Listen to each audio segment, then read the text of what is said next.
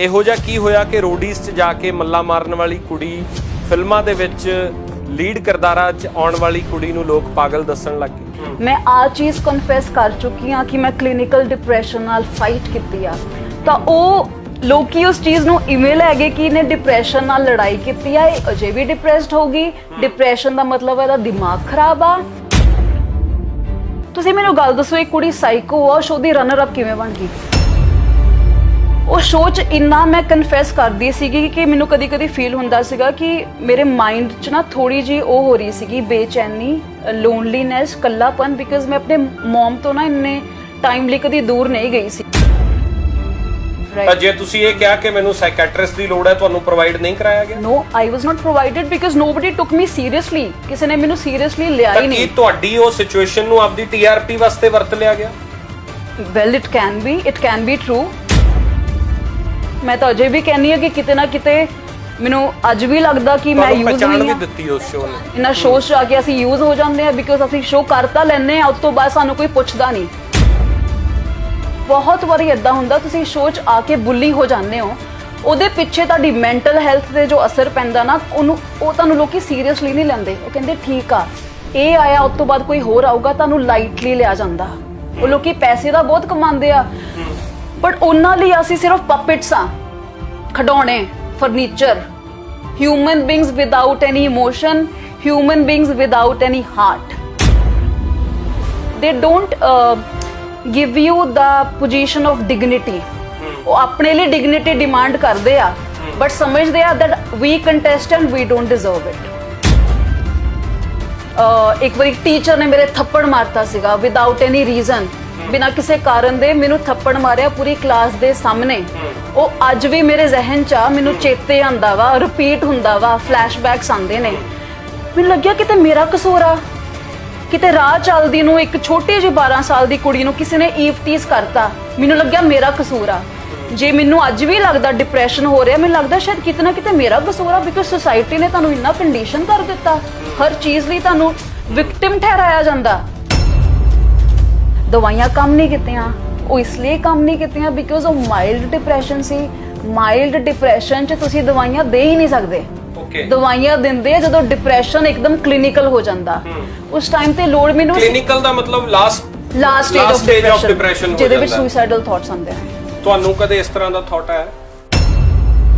ਬਿਮਾਰੀ ਇੰਨੀ ਵੱਧ ਗਈ ਸੀ, ਮੈਂ ਇਹਦੇ ਤੇ ਰਿਸਰਚ ਕੀਤੀ ਕਿ ਮੈਂ ਆਪਣੇ ਆਪ ਨੂੰ ਠੀਕ ਕਰ ਸਕਾਂ ਬਿਕੋਜ਼ ਮੈਂ ਡਾਕਟਰਾਂ ਤੇ ਭਰੋਸਾ ਨਹੀਂ ਕਰ ਸਕਦੀ ਅੱਜ ਕੱਲ। ਦੇ ਜਸਟ ਮਨੀ ਮੇਕਿੰਗ ਮਸ਼ੀਨਸ। ਕੁਝ ਜੈਨੂਇਨ ਡਾਕਟਰਸ ਵੀ ਨੇ ਬਟ ਮੈਨੂੰ ਗਲਤ ਡਾਕਟਰ ਮਿਲ ਗਿਆ 19 ਸਾਲ ਦੀ ਉਮਰ 'ਚ, ਉਹਨੇ ਮੈਨੂੰ ਦਵਾਈਆਂ ਦੇ ਦਿੱਤੀਆਂ ਤੇ ਉਹਨੇ ਮੈਨੂੰ ਕਿਹਾ, मैं क्या पहचाना मैम मुझे? कहती मैंने तो तुम्हें पहचाना नहीं। मैं क्या, I was the runner up, आपके शो को हिट किया मैंने, आपने मुझे क्यों नहीं पहचाना? आपने मुझे। कहती अच्छा तुम तो वही हो ना साइको। मैं क्या साइको? मैं क्या मैम आपके शो को सुपर हिट बनाया था मैंने। ਇਹੋ ਜਿਹੇ ਲੋਕ ਨੇ ਜਿਹੜੇ ਇਹੋ ਜਿਹੇ ਸ਼ੋਜ਼ ਬਣਾਉਂਦੇ ਨੇ ਤੇ ਐਦਾਂ ਬੁਲੀ ਕਰਦੇ ਨੇ, ਐਦਾਂ ਟ੍ਰੀਟ ਕਰਦੇ ਨੇ। ਕਿਉਂ ਬੰਦਾ ਪ੍ਰੈਸ਼ਰ 'ਚ ਨਾ ਆਵੇ, ਕਿਉਂ ਬੰਦਾ ਸਟ੍ਰੈਸ 'ਚ ਨਾ ਆਵੇ, ਕਿਉਂ ਬੰਦਾ ਆਪਣੇ ਆਪ ਨੂੰ ਸੁਸਾਈਡ ਨਾ ਕਰੇ? ਕਿਉਂਕਿ ਇਹੋ ਜਿਹੇ ਲੋਕ ਬੈਠੇ ਨੇ ਤੁਹਾਡੀ ਮੈਂਟਲ ਹੈਲਥ ਦਾ ਮਜ਼ਾਕ ਉਡਾਉਣ ਵਾਲੇ। ਉਂਗਲਾਂ ਤੇ ਗਿਣੀਏ ਤਾਂ ਵਿਨਰਸ ਦੇ ਨਾਮ ਵੀ ਨਹੀਂ ਯਾਦ ਆਉਂਦੇ, ਰਨਰ ਅਪਸ ਤਾਂ ਬਹੁਤ ਦੂਰ ਦੀ ਗੱਲ ਰਹਿ ਜਾਂਦੀ ਹੈ। ਇਹ ਲੋਕ ਉਦੋਂ ਬਾਅਦ ਜਾਂਦੇ ਕਿੱਥੇ ਹੈ? ਇਹ ਲੋਕ ਗਾਇਬ ਕਿਉਂ ਹੋ ਜਾਂਦੇ ਆ? ਸਾਡੇ ਵਰਗੇ ਲੋਕ ਗਾਇਬ ਇਸ ਲਈ ਹੋ ਰਹੇ ਆ ਬਿਕੋਜ਼ ਸਾਨੂੰ ਭੁਲਾਇਆ ਇਸ ਲਈ ਜਾਂਦਾ, ਬਿਕੋਜ਼ ਸਾਨੂੰ ਇਹ ਜਤਾਇਆ ਜਾਂਦਾ ਕਿ ਤੂੰ ਵਰਥਲੈਸ ਆ, ਤੂੰ ਹੋਪਲੈਸ ਆ, ਤੂੰ ਸਾਈਕੋ ਆ। TV world is very safe. ਉੱਥੇ ਬਿਲਕੁਲ ਪਾਰਸ਼ੈਲਿਟੀ ਨਹੀਂ ਆ, ਬਿਲਕੁਲ ਫੇਵਰਿਟਿਜ਼ਮ ਨਹੀਂ ਆ। ਤੁਹਾਡੇ ਟੈਲੈਂਟ ਦੇ ਬੇਸਿਸ ਤੇ ਤੁਹਾਨੂੰ ਕੰਮ ਮਿਲੂਗਾ but I am talking about reality shows. ਉੱਥੇ ਕੰਪਲੀਟਲੀ ਅਲੱਗ ਸਟੋਰੀ ਆ, ਉੱਥੇ ਰਿਐਲਿਟੀ ਨਹੀਂ ਆ। ਤੁਸੀਂ ਕਦੇ ਮਹਿਸੂਸ ਕੀਤਾ ਤੁਹਾਨੂੰ ਸਾਈਡਲਾਈਨ ਕਰਨ ਦੀ ਕੋਸ਼ਿਸ਼ ਕੀਤੀ ਗਈ ਹੋਵੇ ਜਾਂ ਕਿਸੇ ਕੰਪਰੋਮਾਈਜ਼ ਦੇ ਲਈ ਬੋਲਿਆ ਗਿਆ ਹੋਵੇ ਜਾਂ ਕਾਸਟਿੰਗ ਕਾਊਚ ਵਰਗੀਆਂ ਚੀਜ਼ਾਂ ਦੇ ਉੱਤੇ ਬਹੁਤ ਵੱਡੇ ਕਲਾਕਾਰ ਪਹਿਲਾਂ ਵੀ ਬੋਲ ਚੁੱਕੇ ਨੇ? ਕੀ ਬੰਬੇ 'ਚ ਇਹ ਚੀਜ਼ਾਂ ਤੁਸੀਂ ਨੇੜਿਓਂ ਦੇਖੀਆਂ ਨੇ? ਯੈਸ, ਮੈਨੂੰ ਸਾਈਡਲਾਈਨ ਕੀਤਾ ਗਿਆ। ਯੈਸ, ਮੈਨੂੰ ਐਂਡ ਮੂਮੈਂਟ ਤੇ ਰਿਪਲੇਸ ਕੀਤਾ ਗਿਆ। ਯੈਸ, ਮੈਂ ਵੀ ਇੱਕ ਟਾਈਮ ਇੱਦਾਂ ਦਾ ਆਇਆ ਸੀਗਾ where even I thought of killing my self.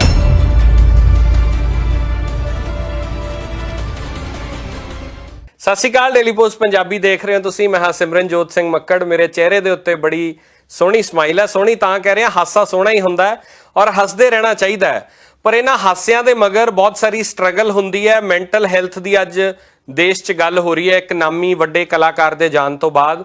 ਇਸ ਬਾਰੇ ਅੱਜ ਚਰਚਾ ਕਰਾਂਗੇ, ਗੱਲਬਾਤ ਕਰਾਂਗੇ। ਪੰਜਾਬ ਦੀ ਇੱਕ ਹੋਣਹਾਰ ਧੀ ਜਿਹਨੇ ਬੰਬੇ ਤੱਕ ਜਾ ਕੇ ਨਾਮਣਾ ਖੱਟਿਆ ਪਰ ਸਟਰਗਲ ਵੀ ਕੀਤੀ, ਸਾਡੇ ਨਾਲ ਹੈ ਰਮਨਦੀਪ ਕੌਰ ਢਿੱਲੋਂ। ਸਤਿ ਸ਼੍ਰੀ ਅਕਾਲ ਰਮਨ, ਬਹੁਤ ਬਹੁਤ ਸਵਾਗਤ ਹੈ। ਸਤਿ ਸ਼੍ਰੀ ਅਕਾਲ ਜੀ। ਰਮਨ, ਇੱਕ ਵੀਡੀਓ ਤੁਹਾਡੀ ਦੇਖ ਰਿਹਾ ਸੀ, ਇੱਕ ਕੁੜੀ ਤੁਹਾਨੂੰ ਪਾਗਲ ਕਹਿ ਕੇ ਸੱਦ ਰਹੀ ਸੀ, ਬੜੇ ਸਾਰੇ ਦੋਸ਼ ਲਾਏ ਗਏ। ਤੁਸੀਂ ਮੈਂਟਲ ਹੈਲਥ ਦੀ ਹਮੇਸ਼ਾ ਗੱਲ ਕੀਤੀ ਹੈ, ਇੰਟਰਵਿਊਜ਼ ਵੀ ਕਰਦੇ ਆਏ ਹੋ। ਇਹੋ ਜਿਹਾ ਕੀ ਹੋਇਆ ਕਿ ਰੋਡੀਜ਼ 'ਚ ਜਾ ਕੇ ਮੱਲਾ ਮਾਰਨ ਵਾਲੀ ਕੁੜੀ, ਫਿਲਮਾਂ ਦੇ ਵਿੱਚ ਲੀਡ ਕਿਰਦਾਰਾਂ 'ਚ ਆਉਣ ਵਾਲੀ ਕੁੜੀ ਨੂੰ ਲੋਕ ਪਾਗਲ ਦੱਸਣ ਲੱਗ ਗਏ? ਪਾਗਲ ਇਸ ਲਈ ਮੈਨੂੰ ਦੱਸਣ ਲੱਗ ਪਏ ਕਿਉਂਕਿ ਮੈਂ ਸ਼ੁਰੂ ਤੋਂ ਬੜੀ ਵੋਕਲ ਰਹੀ ਹਾਂ। ਮੈਂ ਆਪਣਾ ਇੰਸਟਾਗ੍ਰਾਮ ਤੇ ਵੀ ਲਿਖਿਆ ਹੋਇਆ ਮੈਂਟਲ ਹੈਲਥ ਐਕਟਿਵਿਸਟ, ਬਿਕੋਜ਼ ਮੇਰੇ ਨਾਲ ਉਹ ਚੀਜ਼ਾਂ ਗੁਜ਼ਰੀਆਂ ਨੇ। ਮੈਂ ਆ ਚੀਜ਼ ਕਨਫੈਸ ਕਰ ਚੁੱਕੀ ਹਾਂ ਕਿ ਮੈਂ ਕਲੀਨਿਕਲ ਡਿਪਰੈਸ਼ਨ ਨਾਲ ਫਾਈਟ ਕੀਤੀ ਆ। ਤਾਂ ਉਹ ਲੋਕੀ ਉਸ ਚੀਜ਼ ਨੂੰ ਇਵੇਂ ਲੈ ਗਏ ਕਿ ਇਹਨੇ ਡਿਪਰੈਸ਼ਨ ਨਾਲ ਲੜਾਈ ਕੀਤੀ ਆ, ਇਹ ਅਜੇ ਵੀ ਡਿਪਰੈਸਡ ਹੋਗੀ। ਡਿਪਰੈਸ਼ਨ ਦਾ ਮਤਲਬ ਇਹਦਾ ਦਿਮਾਗ ਖਰਾਬ ਆ। ਤੇ ਉਹਨਾਂ ਦੇ ਅੰਦਰ ਇੰਨੀ ਜੀ ਵੀ ਕਹਿ ਲਓ, ਉਹ ਇੰਨੇ ਬੇਰੁਖੇ ਲੋਕ ਨੇ, ਉਹਨਾਂ ਦੇ ਅੰਦਰ ਐਮਪਥੀ ਬਿਲਕੁਲ ਨਹੀਂ ਆ, ਨਮਰਤਾ ਪਿਆਰ ਬਿਲਕੁਲ ਨਹੀਂ ਆ, ਮੁਹੱਬਤ ਬਿਲਕੁਲ ਨਹੀਂ ਆ। ਕੋਈ ਵੀ ਬੰਦਾ ਜਦੋਂ ਸਾਹਮਣੇ ਆਂਦਾ, ਮੈਂ ਜੇ ਸਾਹਮਣੇ ਆ ਰਹੀ ਹਾਂ ਮੈਨੂੰ ਕਲੀਨਿਕਲ ਡਿਪਰੈਸ਼ਨ ਆ, ਮੈਨੂੰ ਪਾਗਲ ਕਹਿ ਦੋਗੇ, ਬਟ ਉਹਨਾਂ ਨੂੰ ਆ ਨਹੀਂ ਪਤਾ ਕਿ ਇਹਦੇ ਆਫਟਰ ਇਫੈਕਟਸ ਕੀ ਹੋਗੇ ਇਹਦੇ ਮਾਈਂਡ ਤੇ। ਬਿਕਾਜ਼ ਉਦੋਂ ਤੁਹਾਡੇ ਸ਼ਬਦ ਤੁਸੀਂ ਕਹਿ ਦਿੰਦੇ ਆ, ਤੁਹਾਡੇ ਸ਼ਬਦ ਉਦੋਂ ਤਾਂ ਮੈਨੂੰ ਬਰਬਾਦ ਕਰ ਗਏ ਸੀ। ਇੱਕ ਪੁਆਇੰਟ ਤੇ ਜਦੋਂ ਮੈਂ ਰੋਡੀਜ਼ 'ਚ ਗਈ ਸੀ, ਲੋਕੀ ਕਹਿੰਦੇ ਸੀ ਇਹ ਤਾਂ ਸਾਈਕੋ ਆ, ਇਹ ਤਾਂ ਸਾਈਕੋ ਆ। ਮੇਰੇ ਪੇਰੈਂਟਸ ਨੂੰ ਵੀ ਸੁਣਨਾ ਪੈਂਦਾ ਸੀ, ਜਦ ਕਿ ਮੈਂ ਸਾਈਕੋ ਨਹੀਂ ਸੀ। ਮੇਰੇ ਅੰਦਰ ਇੰਨੀ ਸਟਰੈਂਥ ਸੀਗੀ, ਮੇਰੇ ਅੰਦਰ ਇੰਨਾ ਕਰੇਜ ਸੀਗਾ ਕਿ ਮੈਂ ਨੈਸ਼ਨਲ ਟੈਲੀਵਿਜ਼ਨ ਤੇ ਕਹਿ ਸਕਾਂ that it's okay to be depressed, it's okay to ask for a psychiatrist। ਤੁਸੀਂ ਉਦੋਂ ਰੋਡੀਜ਼ 'ਚ ਕਹਿ ਦਿੱਤਾ ਸੀ? ਮੈਂ ਰੋਡੀਜ਼ ਸ਼ੋਅ 'ਚ ਬੋਲ ਚੁੱਕੀ ਹਾਂ ਇਹ ਚੀਜ਼, ਬਿਕਾਜ਼ ਉਦੋਂ ਤੁਸੀਂ ਡਿਪਰੈਸ਼ਨ ਨਾਲ ਫਾਈਟ ਕਰ ਰਹੇ ਸੀ। ਮੈਂ ਡਿਪਰੈਸ਼ਨ ਨਾਲ ਫਾਈਟ ਕਰ ਰਹੀ ਸੀ। ਮੈਂ ਔਨ ਕੈਮਰਾ ਰਘੂ ਨੂੰ ਕਿਹਾ ਸੀ, who was my judge, ਮੈਂ ਕਿਹਾ ਸਰ ਮੈਨੂੰ ਬਿਲਕੁਲ ਠੀਕ ਮਹਿਸੂਸ ਨਹੀਂ ਹੋ ਰਿਹਾ, I need a psychiatrist। ਮੈਂ ਸ਼ੋਅ 'ਚ ਕੈਮਰੇ ਦੇ ਅੱਗੇ ਕਿਹਾ ਜਦੋਂ ਮੈਂ ਸਿਰਫ 20-21 ਸਾਲ ਦੀ ਕੁੜੀ ਸੀਗੀ, ਤੇ ਲੋਕਾਂ ਨੇ ਚੈਨਲ ਨੇ ਸੌਰੀ ਮੈਨੂੰ ਕੀ ਦਿਖਾਤਾ, ਇਹ ਤਾਂ ਸਾਈਕੋ ਆ। ਮਤਲਬ ਕੋਈ ਵੀ ਇਨਸਾਨ ਜੋ ਸਾਈਕੈਟਰਿਸਟ ਦੀ ਮੰਗ ਕਰਦਾ ਵਾ, ਸਾਈਕੋਲੋਜਿਸਟ ਦੀ ਮੰਗ ਕਰਦਾ। ਸ਼ੋਅ ਦੇ ਦੌਰਾਨ ਹੋਇਆ ਜਾਂ ਜਦੋਂ ਆਡੀਸ਼ਨਸ ਚੱਲ ਰਹੇ ਸੀ ਉਦੋਂ ਤੁਸੀਂ ਇਹ ਮੰਗ ਕੀਤੀ? ਨਹੀਂ, ਜਦੋਂ ਸ਼ੋਅ 'ਚ ਮੈਂ ਆਈ ਸੀਗੀ ਤਾਂ ਮੈਂ ਇਹਨਾਂ ਨੂੰ ਕਿਹਾ ਸੀਗਾ, ਮੈਂ ਕਿਹਾ ਸੀ ਆਮ ਸਾਈਕੋ, ਬਿਕਾਜ਼ ਜਦੋਂ ਮੈਂ ਕਾਲਜ 'ਚ ਪੜ੍ਹਦੀ ਹੁੰਦੀ ਸੀ ਤੇ ਮੇਰੇ ਆਸੇ-ਪਾਸੇ ਜੋ ਮਾਹੌਲ ਸੀਗਾ, ਸਿੰਸ ਆਈ ਵਾਸ ਬੈਟਲਿੰਗ ਡਿਪਰੈਸ਼ਨ, ਮੇਰੇ ਆਸੇ-ਪਾਸੇ ਦੇ ਜਿਹੜੇ ਸਟੂਡੈਂਟਸ ਹੁੰਦੇ ਸੀ ਉਹ ਦੂਜਿਆਂ ਨੂੰ ਗੌਸਿਪ ਕਰਦੇ ਸੀ ਕਿ ਇਹ ਕੁੜੀ ਦੇ ਕੋਲ ਨਹੀਂ ਜਾਣਾ ਬਿਕਾਜ਼ ਇਹ ਡਿਪਰੈਸ਼ਨ ਦੀ ਮਰੀਜ਼ ਆ, she is so depressing to be around her. ਤਾਂ ਉਹ ਲੋਕਾਂ ਨੇ, ਮੈਂ ਸਾਈਕੋ ਸੀ ਵੀ ਨਹੀਂ, ਉਹ ਲੋਕਾਂ ਨੇ ਮੈਨੂੰ ਮਨਵਾ ਦਿੱਤਾ ਕਿ ਮੇਰੇ ਦਿਮਾਗ 'ਚ ਕੋਈ ਪ੍ਰੋਬਲਮ ਆ ਤੇ ਮੈਂ ਸਾਈਕੋ ਆ। ਤੇ ਮੈਂ ਹਾਰ ਕੇ ਟੀਵੀ ਦੇ ਅੱਗੇ ਕਹਿਤਾ ਕਿ ਮੈਂ ਸਾਈਕੋ ਆ। ਮਤਲਬ ਕਿ ਮੈਨੂੰ ਉਹਨਾਂ ਗੱਲਾਂ ਦੀ ਇੰਨੀ ਸੱਟ ਲੱਗੀ ਸੀਗੀ। ਫਿਰ ਮੈਂ ਸ਼ੋਅ 'ਚ ਗਈ, ਹਨਾ। ਤੁਸੀਂ ਮੈਨੂੰ ਗੱਲ ਦੱਸੋ, ਇੱਕ ਕੁੜੀ ਸਾਈਕੋ ਆ, ਸ਼ੋਅ ਦੀ ਰਨਰ ਅਪ ਕਿਵੇਂ ਬਣ ਗਈ? ਬਿਲਕੁਲ ਠੀਕ ਹੈ। ਉੱਥੇ ਤੱਕ ਪਹੁੰਚ ਕਿਵੇਂ ਗਈ? ਉਹ ਸ਼ੋਅ 'ਚ ਇੰਨਾ ਮੈਂ ਕਨਫੈਸ ਕਰਦੀ ਸੀਗੀ ਕਿ ਮੈਨੂੰ ਕਦੀ ਕਦੀ ਫੀਲ ਹੁੰਦਾ ਸੀਗਾ ਕਿ ਮੇਰੇ ਮਾਈਂਡ 'ਚ ਨਾ ਥੋੜੀ ਜੀ ਉਹ ਹੋ ਰਹੀ ਸੀਗੀ, ਬੇਚੈਨੀ, ਲੋਨਲੀਨੈਸ, ਕੱਲਾਪਨ, ਬਿਕਾਜ਼ ਮੈਂ ਆਪਣੇ ਮਮ ਤੋਂ ਨਾ ਇੰਨੇ ਟਾਈਮ ਲਈ ਕਦੀ ਦੂਰ ਨਹੀਂ ਗਈ ਸੀ। ਤਾਂ ਮੈਂ ਕਿਤੇ ਨਾ ਟੁੱਟ ਗਈ ਸੀ ਉਸ ਸ਼ੋਅ ਤੇ ਆ ਕੇ। ਤੇ ਬਸ ਮੈਂ ਇੰਨੀ ਮੰਗ ਕੀਤੀ ਸੀ ਰਘੂ ਸਰ ਤੋਂ ਕਿ ਸਰ ਮੈਨੂੰ ਇੱਕ ਸਾਈਕੈਟਰਿਸਟ ਦੀ ਲੋੜ ਆ ਟਾਸਕ ਤੋਂ ਬਾਅਦ। ਤੁਹਾਨੂੰ ਪ੍ਰੋਵਾਈਡ ਕਰਾਇਆ ਗਿਆ? ਬਿਲਕੁਲ ਨਹੀਂ।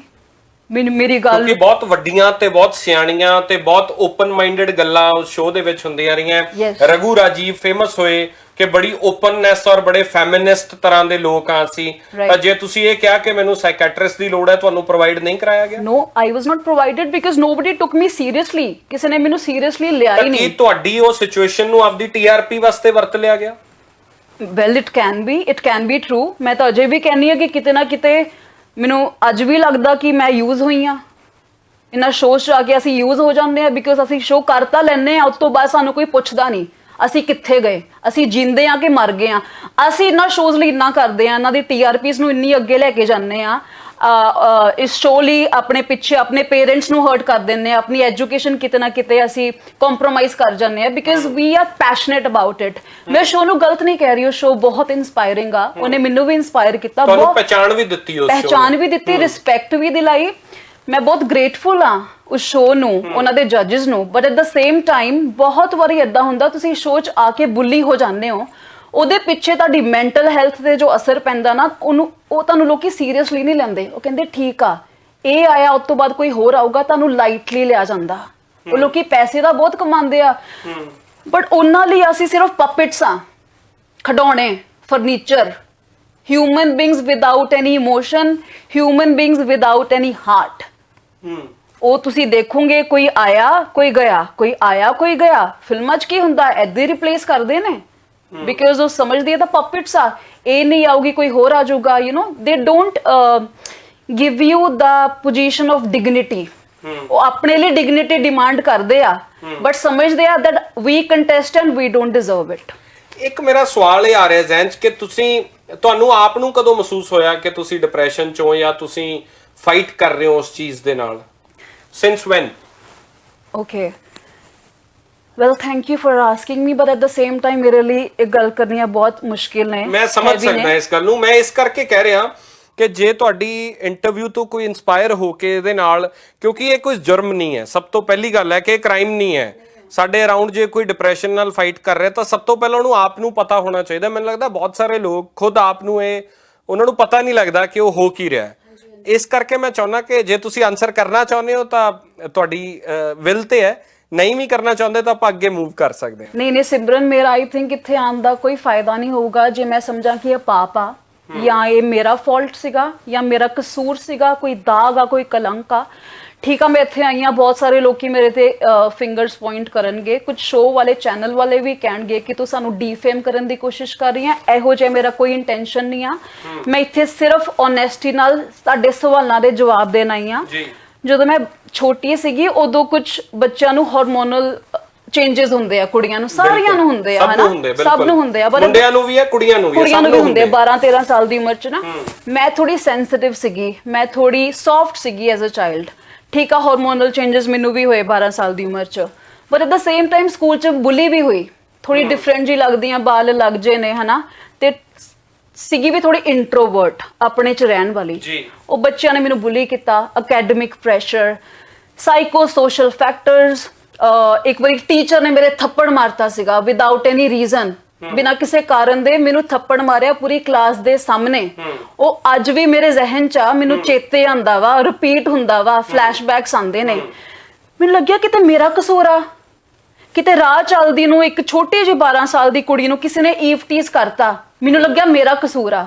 ਜੇ ਮੈਨੂੰ ਅੱਜ ਵੀ ਲੱਗਦਾ ਡਿਪਰੈਸ਼ਨ ਹੋ ਰਿਹਾ, ਮੈਨੂੰ ਲੱਗਦਾ ਸ਼ਾਇਦ ਕਿਤੇ ਨਾ ਕਿਤੇ ਮੇਰਾ ਕਸੂਰ ਆ, ਬਿਕਾਜ਼ ਸੋਸਾਇਟੀ ਨੇ ਤੁਹਾਨੂੰ ਇੰਨਾ ਕੰਡੀਸ਼ਨ ਕਰ ਦਿੱਤਾ, ਹਰ ਚੀਜ਼ ਲਈ ਤੁਹਾਨੂੰ ਵਿਕਟਿਮ ਠਹਿਰਾਇਆ ਜਾਂਦਾ। ਬਿਲਕੁਲ, ਜਾਂ ਤਾਂ ਵਿਕਟਿਮ ਕਹਿ ਦਿੰਦੇ ਆ ਜਾਂ ਤਾਂ ਕਲਪ੍ਰਿਟ ਕਹਿ ਦਿੰਦੇ ਨੇ, ਯੂ نو, ਜੱਜ ਕਰਦੇ ਨੇ। ਬਿਲਕੁਲ ਠੀਕ ਹੈ। ਫਿਰ ਉਸ ਟਾਈਮ ਤੇ ਆਈ ਰੀਅਲੀ ਵਿਸ਼ ਮੇਰੇ ਪੇਰੈਂਟਸ ਨੇ ਬਹੁਤ ਪਿਆਰ ਕੀਤਾ ਮੈਨੂੰ, but at the same time parents ਦਾ ਸਪੋਰਟ ਚਾਹੀਦਾ। At the same time you need some support of a psychologist, of a counselor, especially for school kids. ਉਸ ਟਾਈਮ ਸਕੂਲ ਤੇ ਜੇ ਇੱਕ ਵੀ ਕਾਉਂਸਲਰ ਹੁੰਦਾ, ਕਲੀਨਿਕਲ ਸਾਈਕੋਲੋਜਿਸਟ ਹੁੰਦਾ, ਤਾਂ ਸ਼ਾਇਦ ਉਸ ਟਾਈਮ ਤੇ ਜਿਹੜਾ ਮੇਰਾ mild depression as a child develop ਹੋ ਰਿਹਾ ਸੀ, ਉਹ ਸ਼ਾਇਦ ਮੈਨੇਜ ਹੋ ਜਾਂਦਾ। ਸਿੰਸ ਉਹ ਡਿਪਰੈਸ਼ਨ ਚਾਈਲਡਹੁੱਡ ਤੋਂ ਬਣਦਾ ਗਿਆ, ਵੱਧਦਾ ਗਿਆ, ਉਹ ਫਿਰ ਹੌਲੀ ਹੌਲੀ ਮਾਈਲਡ ਡਿਪਰੈਸ਼ਨ ਦੀ ਇੱਕ ਫਾਰਮ ਆ ਗਈ। ਉਹ ਮੈਨੂੰ 19-20 ਸਾਲ ਦੀ ਉਮਰ 'ਚ ਰਿਅਲਾਈਜ਼ ਹੋਇਆ ਕਿ ਮੇਰੇ ਨਾਲ ਕੁਝ ਹੋ ਰਿਹਾ।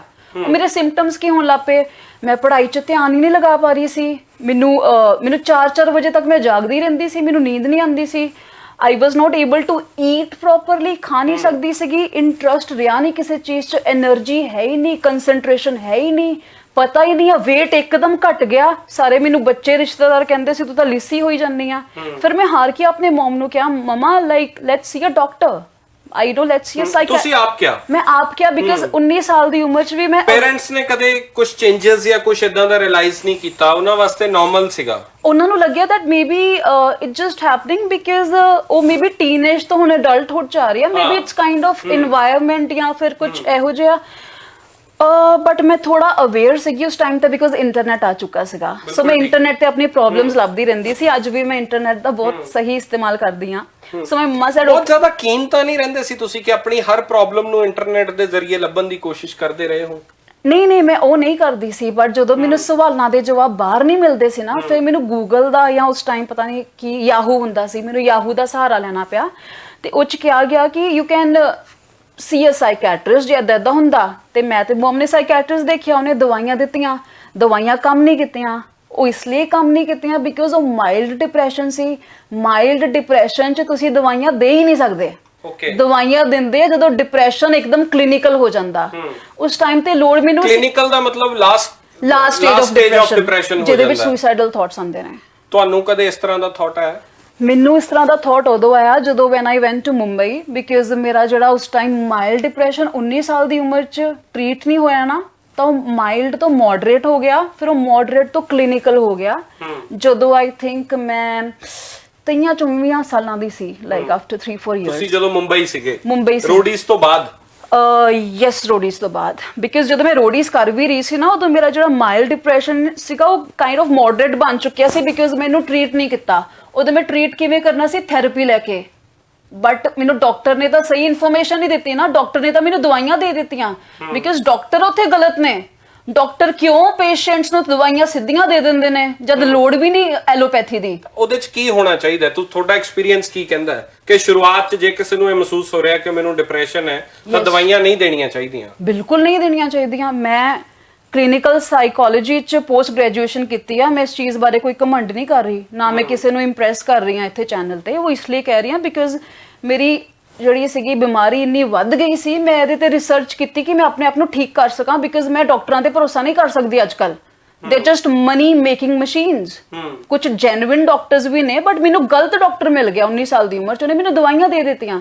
ਉਦੋਂ ਮੈਨੂੰ ਥੈਰੇਪੀ ਲੈਣੀ ਸੀ, ਉਦੋਂ ਮੈਂ ਥੈਰੇਪੀ ਦਾ ਨਾਮ ਲਵਾਂਗੀ, ਤੁਹਾਡੇ ਸਾਰਿਆਂ ਦੇ ਕੰਮ ਆਉਗੀ। It's cognitive behaviour therapy, best therapy for treating depression. ਜਾਂ ਹੋਰ ਵੀ ਸਾਈਕੋ ਥੈਰੇਪੀਜ਼ ਹੁੰਦੀਆਂ ਨੇ ਗੱਲਾਂ ਕਰਨੀਆਂ, ਜਿੱਦਾਂ ਆਪਾਂ ਦੋਵੇਂ ਗੱਲਾਂ ਕਰ ਰਹੇ ਆ ਨਾ, ਉਦੋਂ ਮੈਨੂੰ ਟਾਕ ਥੈਰੇਪੀ ਦੀ ਲੋੜ ਸੀ, ਸਾਈਕੋ ਥੈਰੇਪੀ ਦੀ ਜਾਂ CBT ਦੀ। ਮੈਨੂੰ ਮਿਲੀ ਨਹੀਂ, ਮੈਨੂੰ ਦਵਾਈਆਂ ਦੇ ਦਿੱਤੀਆਂ। ਮੈਂ ਦਵਾਈਆਂ ਖਾ ਕੇ ਥੋੜੀ ਮਹਿਸੂਸ ਕਰਨ ਲੱਗ ਪਈ ਸਾਈਡ ਇਫੈਕਟਸ, ਖਿਜ ਚੜਨ ਲੱਗ ਪਈ, ਹਨਾ, ਕਿਉਂਕਿ ਦਵਾਈਆਂ ਦੇ ਸਾਈਡ ਇਫੈਕਟਸ ਵੀ ਹੁੰਦੇ ਨੇ। ਫਿਰ ਮੈਂ ਉਹਦੀ ਟ੍ਰੀਟਮੈਂਟ ਲਿੱਤੀ ਨਹੀਂ, ਟ੍ਰੀਟਮੈਂਟ ਨਹੀਂ ਲਿੱਤੀ। ਫਿਰ ਮੁੰਬਈ ਗਈ, ਰੋਡੀਜ਼ ਕੀਤਾ, ਉਦੋਂ ਮੋਡਰੇਟ ਡਿਪਰੈਸ਼ਨ ਬਣ ਚੁੱਕਿਆ ਸੀਗਾ। ਫਿਰ ਉਹ ਸ਼ੋਅ 'ਚ ਵੀ ਬੁੱਲੀ ਹੋਈ ਆ ਮੈਂ ਬਹੁਤ। ਉੱਥੇ ਵੀ ਇਸ ਗੱਲ ਦਾ ਮਜ਼ਾਕ ਬਣਾਇਆ ਗਿਆ ਤੁਹਾਡਾ? ਮਜ਼ਾਕ ਬਣਾਇਆ ਗਿਆ, ਪੂਰੇ ਚੈਨਲ ਨੇ ਮੇਰਾ ਮਜ਼ਾਕ ਬਣਾ ਦਿੱਤਾ, ਬਿਕਾਜ਼ ਮੈਂ ਚੈਨਲ ਚੈਨਲ ਹੈਡ ਨੂੰ ਮਿਲੀ ਸੀ ਤੇ ਉਹਨੇ ਮੈਨੂੰ ਕਿਹਾ, ਮੈਂ ਕਿਹਾ पहचाना मैम मुझे? कहती मैंने तो तुम्हें पहचाना नहीं। मैं क्या, I was the runner up, आपके शो को हिट किया है मैंने, आपने मुझे क्यों नहीं पहचाना? आपने मुझे। कहती अच्छा तुम तो वही हो ना साइको। मैं क्या साइको? मैं क्या मैम आपके शो को सुपर हिट बनाया था मैंने। ਇਹੋ ਜਿਹੇ ਲੋਕ ਨੇ ਜਿਹੜੇ ਇਹੋ ਜਿਹੇ ਸ਼ੋਜ਼ ਬਣਾਉਂਦੇ ਨੇ ਤੇ ਐਦਾਂ ਬੁਲੀ ਕਰਦੇ ਨੇ, ਐਦਾਂ ਟ੍ਰੀਟ ਕਰਦੇ ਨੇ। ਕਿਉਂ ਬੰਦਾ ਪ੍ਰੈਸ਼ਰ 'ਚ ਨਾ ਆਵੇ, ਕਿਉਂ ਬੰਦਾ ਸਟ੍ਰੈਸ 'ਚ ਨਾ ਆਵੇ, ਕਿਉਂ ਬੰਦਾ ਆਪਣੇ ਆਪ ਨੂੰ ਸੁਸਾਈਡ ਨਾ ਕਰੇ? ਕਿਉਂਕਿ ਇਹੋ ਜਿਹੇ ਲੋਕ ਬੈਠੇ ਨੇ ਤੁਹਾਡੀ ਮੈਂਟਲ ਹੈਲਥ ਦਾ ਮਜ਼ਾਕ ਉਡਾਉਣ ਵਾਲੇ। ਇੱਕ ਵੱਡਾ ਸਵਾਲ ਹੈ, ਤੁਸੀਂ ਵੱਡੇ ਸ਼ੋਅ 'ਚ ਗਏ, ਹਿੱਟ ਹੋ ਗਏ, ਬਹੁਤ ਸਾਰੇ ਲੋਕ 15 ਸਾਲ ਤੋਂ ਇਹ ਸ਼ੋਅ ਚੱਲ ਰਿਹਾ, ਇਹੋ ਜਿਹੇ ਬਹੁਤ ਸਾਰੇ ਹੋਰ ਸ਼ੋਅ ਇੰਡੀਆ ਦੇ ਵਿੱਚ ਵੱਖੋ ਵੱਖਰੇ ਚੈਨਲਾਂ ਤੇ ਚੱਲਦੇ ਆ। ਉਂਗਲਾਂ ਤੇ ਗਿਣੀਏ ਤਾਂ ਵਿਨਰਸ ਦੇ ਨਾਮ ਵੀ ਨਹੀਂ ਯਾਦ ਆਉਂਦੇ, ਰਨਰ ਅਪਸ ਤਾਂ ਬਹੁਤ ਦੂਰ ਦੀ ਗੱਲ ਰਹਿ ਜਾਂਦੀ ਹੈ। ਇਹ ਲੋਕ ਉਦੋਂ ਬਾਅਦ ਜਾਂਦੇ ਕਿੱਥੇ ਹੈ? ਇਹ ਲੋਕ ਗਾਇਬ ਕਿਉਂ ਹੋ ਜਾਂਦੇ ਹੈ? ਸਾਡੇ ਵਰਗੇ ਲੋਕ ਗਾਇਬ ਇਸ ਲਈ ਹੋ ਰਿਹਾ ਬਿਕਾਜ਼ ਸਾਨੂੰ ਭੁਲਾਇਆ ਇਸ ਲਈ ਜਾਂਦਾ, ਬਿਕਾਜ਼ ਸਾਨੂੰ ਇਹ ਜਤਾਇਆ ਜਾਂਦਾ ਕਿ ਤੂੰ ਵਰਥਲੈਸ ਆ, ਤੂੰ ਹੋਪਲੈਸ ਆ, ਤੂੰ ਸਾਈਕੋ ਆ। ਤੁਹਾਡੀ ਇਲਨੈਸ ਦਾ ਮਜ਼ਾਕ ਉਡਾਇਆ ਜਾਂਦਾ ਤੇ ਤੁਹਾਨੂੰ ਆ ਦਿਖਾਇਆ ਜਾਂਦਾ ਕਿ ਵੀ ਹੈਵ ਪਾਵਰ ਐਂਡ ਅਸੀਂ ਆਪਣੀ ਪਾਵਰ ਨੂੰ ਕਿਵੇਂ ਇਸਤੇਮਾਲ ਕਰਨਾ ਹੈ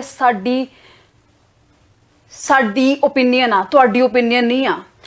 ਕਹਿਣ ਦਾ ਮਤਲਬ ਆ ਵਾ ਕਿ ਉਹ ਆਪਣੀ ਪਾਵਰ ਨੂੰ ਬੇਸਿਕਲੀ ਕਰਦੇ ਆ ਮਿਸਯੂਜ਼। ਤੁਹਾਡੀ ਸਕਸੈਸ ਚੰਦ ਲੋਕਾਂ ਦੇ ਹੱਥ 'ਚ ਉੱਥੇ ਬੰਬੇ ਜਾ ਕੇ ਹੁੰਦੀ ਹੈ। ਉਹ ਕੁਝ ਲੋਕ ਨੇ ਜਿਹੜੇ ਉਹਨਾਂ ਦੇ ਅਰਾਊਂਡ ਹੀ ਉਹੀ ਬਣਾਉਂਦੇ ਆ ਲੋਕਾਂ ਨੂੰ, ਉਹੀ ਖਤਮ ਕਰਦੇ ਆ।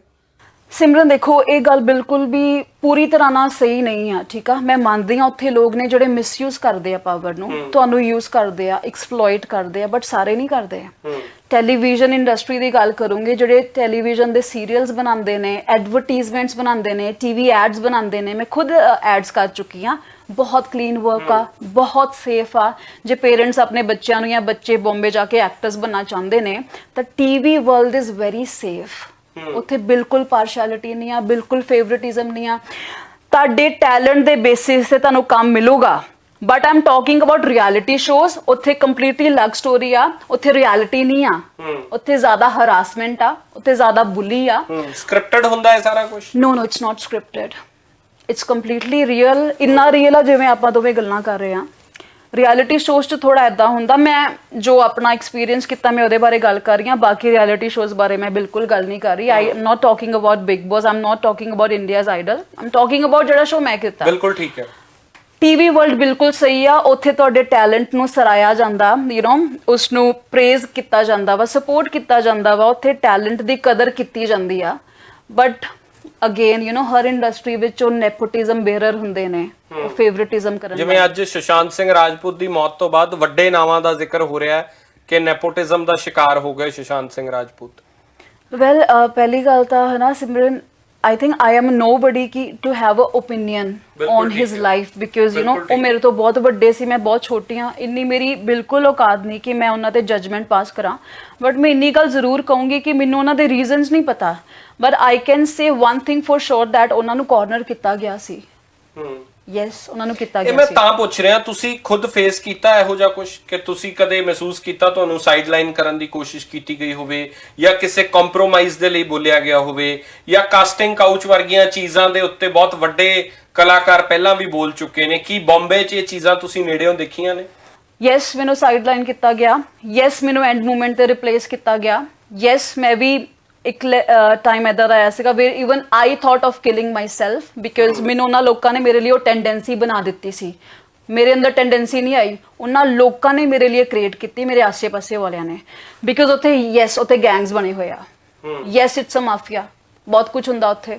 ਇਹਦਾ ਮਤਲਬ ਆ ਨਹੀਂ ਹੈ ਕਿ ਜਿੰਨਾ ਸਾਰਿਆਂ ਦੇ ਡ੍ਰੀਮਸ ਆ ਉਹ ਡਰ ਜਾਣ ਤੇ ਉੱਥੇ ਨਾ ਜਾਣ, ਤੇ ਚੰਗੇ ਲੋਕ ਵੀ ਨੇ ਲਾਈਕ ਅਨੁਪਮ ਖੇਰ, ਹੈ ਨਾ, ਲਾਈਕ ਮੈਨੀ others sweet heart people, but Aam talking about my self. ਉਹੀ ਜਿਹੜਾ ਸ਼ੋਅ ਸੀਗਾ, ਉਹੀ ਜਿਹੜਾ ਚੈਨਲ ਸੀਗਾ, ਉਹਨਾਂ ਦਾ ਕੋਈ ਹੋਰ ਸ਼ੋਅ ਆਇਆ ਸੀਗਾ, ਮੈਂ ਉਹਦੇ ਲਈ ਸਿਲੈਕਟ ਹੋਈ। It was a modelling show. ਮੈਂ ਪਹਿਲੀ ਕੁੜੀ ਸੀਗੀ ਜਿਹਨੂੰ ਸਿਲੈਕਟ ਕੀਤਾ ਗਿਆ। 2 ਦਿਨ ਪਹਿਲੋਂ ਸ਼ੂਟਿੰਗ ਸਟਾਰਟ ਹੋਣ ਵਾਲੀ ਸੀਗੀ, ਦੇ ਰਿਪਲੇਸਡ ਮੀ 2 days ਬਿਫੋਰ ਦਾ ਸ਼ੂਟ। ਤੇ ਮੈਨੂੰ ਰੀਜ਼ਨਸ ਕੀ ਦਿੱਤੇ ਗਏ ਕਿ ਮੇਰੇ ਵਰਗੀਆਂ ਕੁੜੀਆਂ ਸਿਰਫ ਇਹੋ ਜਿਹੇ ਸ਼ੋਜ਼ ਕਰ ਸਕਦੀਆਂ ਨੇ ਜਿਹਦੇ ਵਿੱਚ ਸਾਈਕੋਪੰਥੀ ਹੁੰਦੀ ਆ।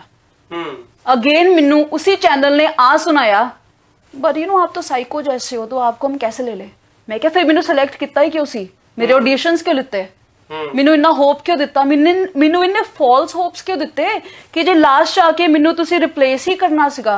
Again what about mental health, तुसी पेमेंट्स 6-6 महीने बाद दिंदे हो एक्टर्स नू।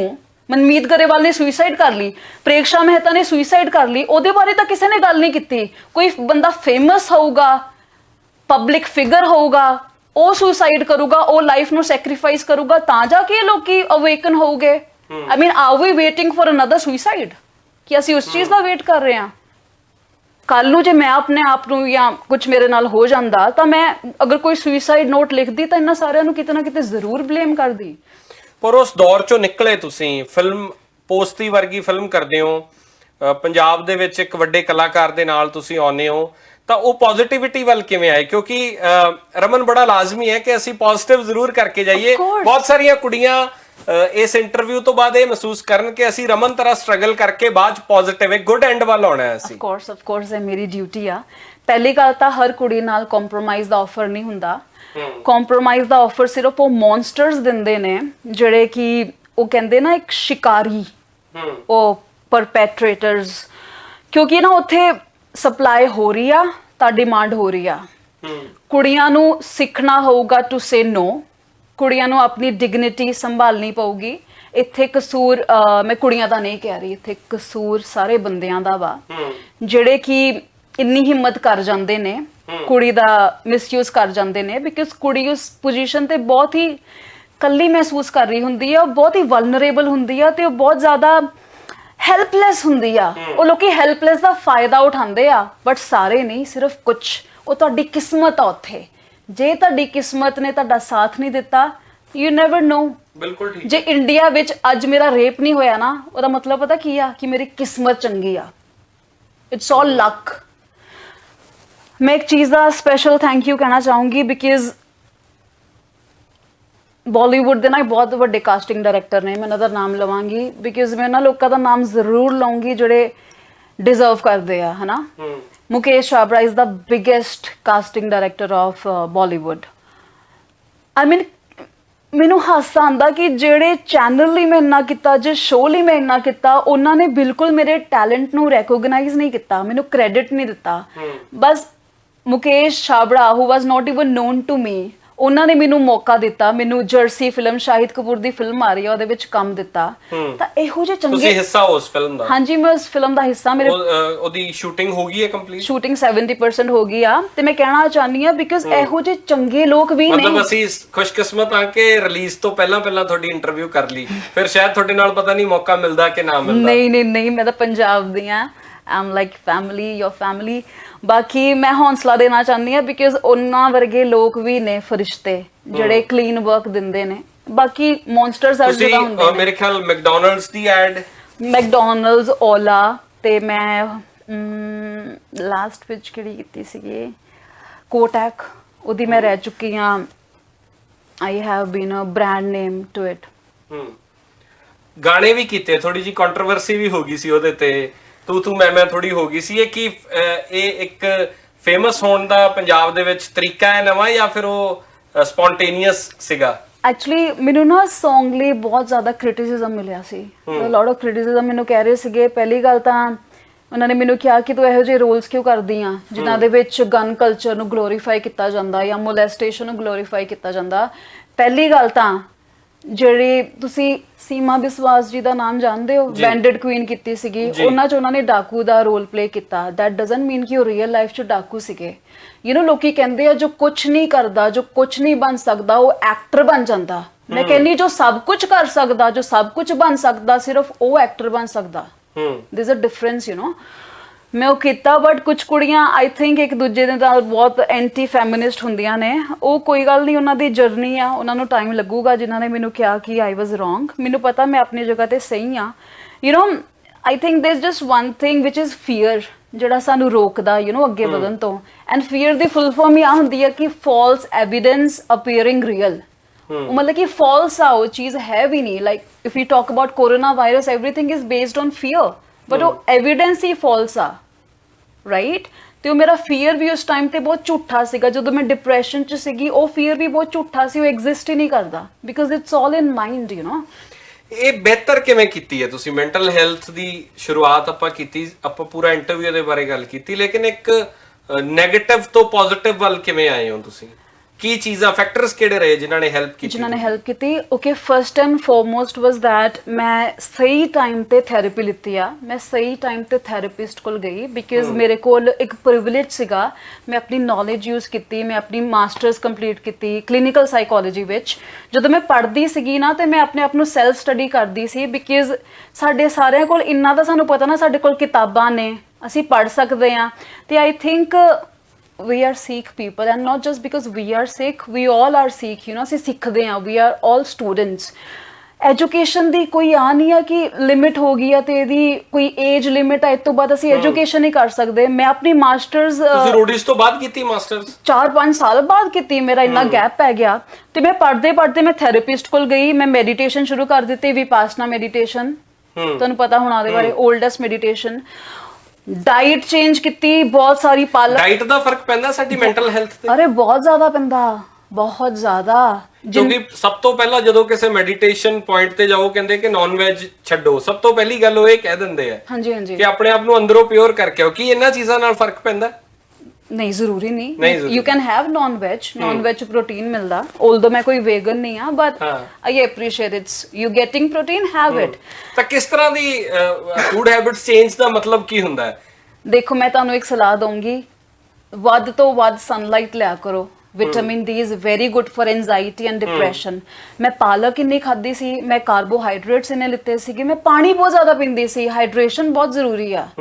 ਰਾਜਮਾ, ਤੁਸੀਂ ਦੇਖੋ ਕਿ ਜਿਹੜੇ ਫੈਕਟਰਸ ਜਿਨ੍ਹਾਂ ਨੂੰ ਇਗਨੋਰ ਕਰ ਦਿੰਦੇ ਆ, ਕਿ ਕਿਸੇ ਬੰਦੇ ਨੂੰ ਕਹਿਣਾ ਕਿ ਉਹ ਡਿਪਰੈਸ਼ਨ ਚ ਆ, ਅਸੀਂ ਦੱਸੀਏ ਕਿ ਯਾਰ ਆਪਣੀਆਂ ਫੂਡ ਹੈਬਿਟਸ ਚੇਂਜ ਕਰ, ਉਹ ਸਭ ਤੋਂ ਪਹਿਲਾਂ ਹੱਸਣ ਲੱਗ ਜਾਊਗਾ। ਕਿਉਂਕਿ ਬਹੁਤ ਜ਼ਿਆਦਾ ਲੋਕ ਸਿਰਫ ਇਹਨੂੰ ਮੈਂਟਲ ਹੈਲਥ ਨੂੰ ਫੂਡ ਨਾਲ ਜਾਂ ਅਦਰ ਫੈਕਟਰਸ ਨਾਲ ਰਿਲੇਟ ਨਹੀਂ ਕਰਦੇ। ਕਿਉਂਕਿ ਤੁਸੀਂ ਲੰਘੇ ਹੋ, ਤੁਸੀਂ ਇਹਦੀ ਪੜ੍ਹਾਈ ਕੀਤੀ, ਤਾਂ ਤੁਸੀਂ ਸਮਝਾ ਪਾ ਰਹੇ ਹੋ ਇਸ ਚੀਜ਼ ਨੂੰ। ਸਿਮਰਨ, ਮੈਂ ਸੱਚ ਇੱਕ ਬਹੁਤ ਇੰਪੋਰਟੈਂਟ ਪੁਆਇੰਟ ਕਹਿਦਾ, ਜਦੋਂ ਤੁਸੀਂ ਡਿਪਰੈਸ਼ਨ 'ਚ ਹੁੰਦੇ ਹੋ ਨਾ, ਜਾਂ ਤਾਂ ਤੁਸੀਂ ਬਹੁਤ ਜ਼ਿਆਦਾ ਖਾਣ ਲੱਗ ਪੈਂਦੇ ਹੋ, ਜਾਂ ਤੁਹਾਡੀ ਡਾਈਟ ਬਹੁਤ ਜ਼ਿਆਦਾ ਘਟ ਜਾਂਦੀ ਆ, ਜਾਂ ਤਾਂ weight ਬਹੁਤ ਜ਼ਿਆਦਾ ਵੱਧ ਜਾਂਦਾ, ਜਾਂ weight ਬਹੁਤ ਜ਼ਿਆਦਾ ਘਟ ਜਾਂਦਾ।